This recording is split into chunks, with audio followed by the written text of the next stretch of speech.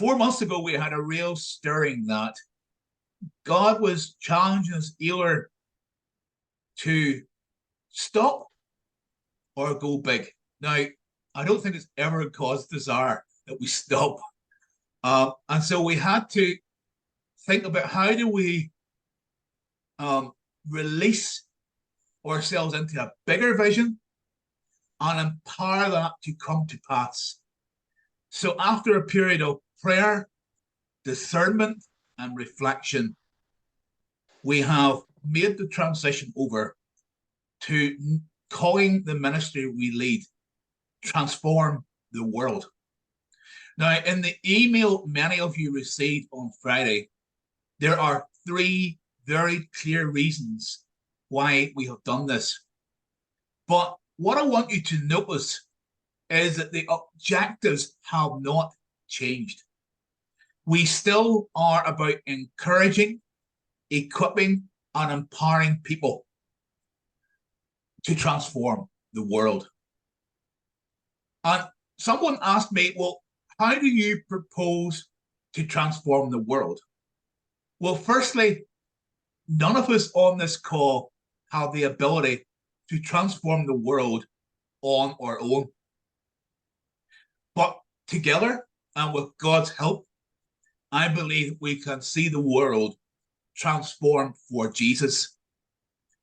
Now, that might be the world in which you live, or the world in being your nation, your business, your marketplace, or indeed it can be the whole world. But I believe as we join together, we can see the world transformed for Jesus in every sector of life. Now, I'm going to emphasize what might be obvious to you, but even the very pictures on the screen have been chosen for a reason. Sophie put together the graphics, but we were intentional.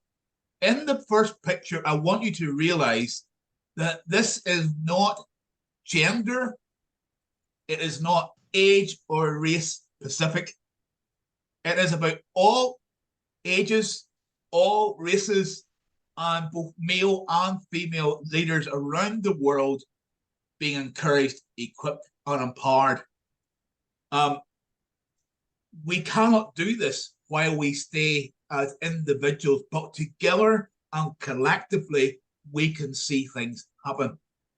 And so, wherever you are in the world, whatever you do, wherever you lead, if you are a Christian, I believe you have a mandate to transform the world.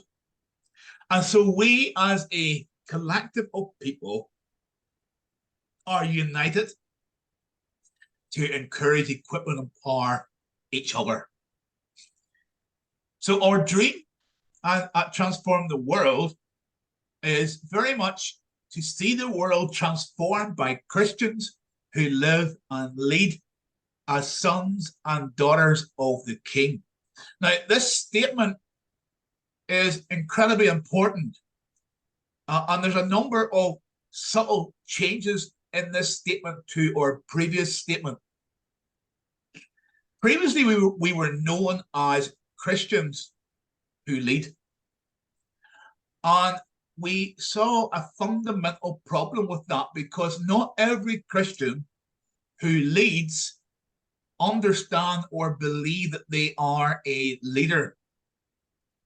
But if you have influence in your family, influence in your community, influence in your business, influence in government, influence in ministry, then you are a leader. And so we want every believer to understand that they can live and lead as sons and daughters of the King of Kings. Now, again, that statement, sons and daughters, is a key part of your identity. For too long, we have been caught in a trap of seeing ourselves, yes, as those who serve God, but we have not seen ourselves as the sons and daughters of God. When we realize that we have been given the authority of Christ, when we believe that we have been transformed into sons and daughters of the King of Kings, when we believe that we are ambassadors of God, then we can walk in boldly with confidence and live and lead wherever we are. One member of the Shift and Scale group, some are on the call today, one member of Shift and Scale reported that they went to a meeting in one of the global banks 2 weeks ago. They walked into the boardroom of a global bank. They had felt somewhat intimidated by going to a meeting in the boardroom of a global bank. And then they remembered teaching that I had gave on identity. And they began to realize, well, I'm going into this boardroom as a daughter of the King of Kings. And so they walked in with confidence into the boardroom of a global bank. And what I want to say to everyone on this call today is, do not allow fear to stop you transforming the world for Jesus. God will go with you because he is your father. He is your King of Kings. You are his daughter. You are his son. And so our dream is to unite Christians around the world who are daughters and sons of the King of Kings. And we want to encourage, equip, and empower such people to transform the world for Jesus. Our vision is, some people say, what is your vision? Well, our vision is big. It is, in fact, I would say it could not be any bigger. Our vision is the world transformed. We believe that when the sons and daughters of God arise and step into their royal identity, then we will see the world transformed. And what we need to be doing is encouraging, equipping, and empowering the sons and daughters of God to arise into the fullness of their identity. How do we do that? We do that the way we've always done that. We encourage people through one-to-one support, online media, and area or sector-based networks. We equip people through faith-filled articles, teaching, and courses. We empower them through coaching, collaboration, and prayer. I'll say more in a moment about collaboration. So what we've done is just set out our current, what we've been doing over the last couple of years. Through Christians who lead our previous name, Brian, myself, and others have been engaging with leaders in over 20 nations every month. 20 nations every month. That is an honor to be able to do that.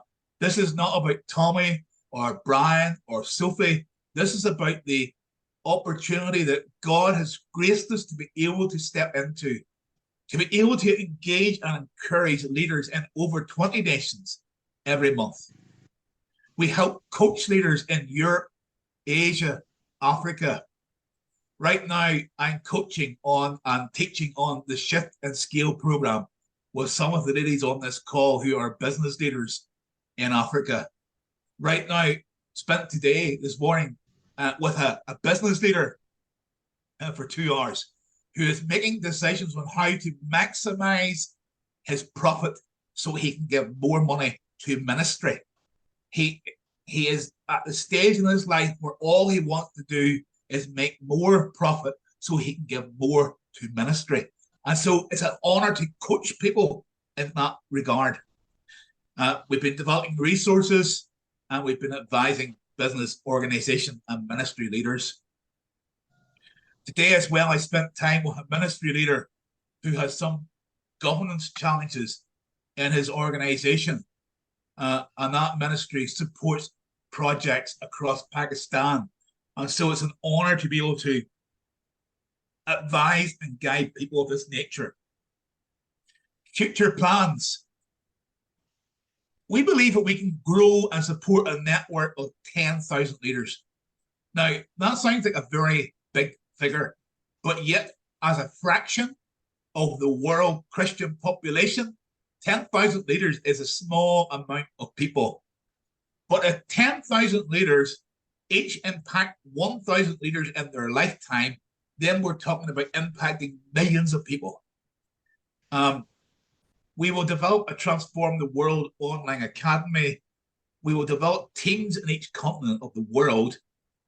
We will host Transform the World conferences or events in 12 cities globally per year. What we're doing right now is beginning to develop a Transform the World alliance of business, organizations, and ministry that enable believers in every nation of the world to live and lead with confidence, bringing kingdom transformation to their world. Each person on this call has the power to transform lives each and every day because of the influence that God has given you in business or in ministry. And we want to stand alongside you and do that and grow that across the world. Now, let me go back to explain why did we drop the word Christian from our title? I've been asked that question, so it's good to address the question. Christians Who Lead was our title. It is still who we are. However, we are now known as Transform the World. As we have developed and as we have grown and as we have worked in more nations, we began to realize that the name Christians Who Lead is not permitted to operate in some nations of the world. The name Christian in the title actually puts some people at risk in certain parts of the world right now, including in India and in some of the more Islamic nations of the world as well. And so the Bible says to be as wise as serpents and as gentle as doves. And so by applying wisdom, we are strengthening who we are.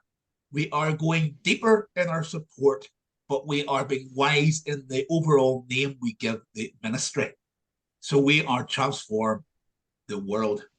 So where does this affect you in Kenya, in Burundi, in Malaysia, in Germany, in America, wherever you might be? Well, we want to invite you to be part of this. We believe you are some of the earliest seeds of the 10,000 leaders around the world. There are those on this call and those not on this call who will choose through God's leading to be able to support this vision financially. Yes, it takes provision, but we believe that God has given the vision and he will bring the provision. Something I know that David and I talk about from time to time on WhatsApp, that when God gives a vision, he will bring provision, and we trust God. And there are those who are perhaps representing organizations on this call, and you may choose to become a member of the alliance of businesses and organizations and ministries that are committed to this vision of Transform the World. Let me stop sharing screen and just come back to the main call. What I would say right now is three things. We need your prayer that we will step forward and only do what God has called us to do. We need also God's wisdom in developing a global leadership group who will advise and guide as we move forward. We are hosting a meeting in 2 weeks' time with some senior leaders from Africa, Asia, and America and Europe. These are people with a lifetime experience in ministry or business who can help guide us, who can help advise us. We need their wisdom. I believe also that grouping also includes some what I would call younger leaders from parts of the world that have been underrepresented in Christian ministry to date. And so there are young, what I call younger means younger than me. For those who wonder, I am 56. So if you're under the age of 56 on this call, like Sophie and Jane, you are younger. And so We are bringing together a group of some senior people from around the world, including Bob Thuggerland, who's a good friend of this call. Bob will be part of that grouping. He's the director of One Mission Society globally. So there's people like that, and they will become the leadership advisory group that helps guide this forward. So pray for wisdom. But most of all, what I want you to do is to commit to pray for the other people on this call. That's so important. That this call has been known until now as the Encourager Network. And the reason for that was we recognize the need to bring together people who encourage each other. And right now, as we speak and share today, I believe that the ministry of encouragement is more important than ever. There are leaders I speak to every day who are becoming discouraged and distracted. I spoke to a leader today who wanted to give up. And that's what the enemy wants to do. He said to me, do you think is that Satan's plan? And of course it is. It's the enemy's plan that we quit. It's the enemy's plan that we don't step forward in faith. I love what Harold said. He may have retired 3 years ago, but right now he's building a company up and moving forward. He hasn't retired. He has refired, as we say. And that's what God calls each of us to do. Believe, trust him, and step forward in faith, believing that he will enable you, he will equip you, and he will empower you, and he will bring people like myself, Harold, Brian, Sophie, Bishop Brenda. He will bring people alongside you for what you are doing. Just as we go to prayer, and Sophie will break us into groups. So when you see on the screen an invitation to join a swim group, please click join.